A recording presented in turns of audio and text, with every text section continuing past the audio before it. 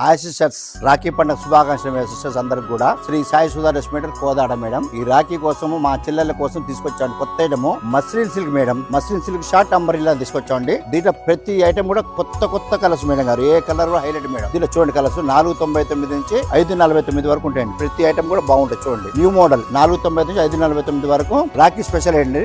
ఇది షిమ్మర్ లో నక్షత్రం ఐటమ్ అండి. షిమ్మర్ క్వాలిటీలో నక్షత్రం ఐటమ్ ఫుల్ హ్యాండ్స్ వస్తుంది.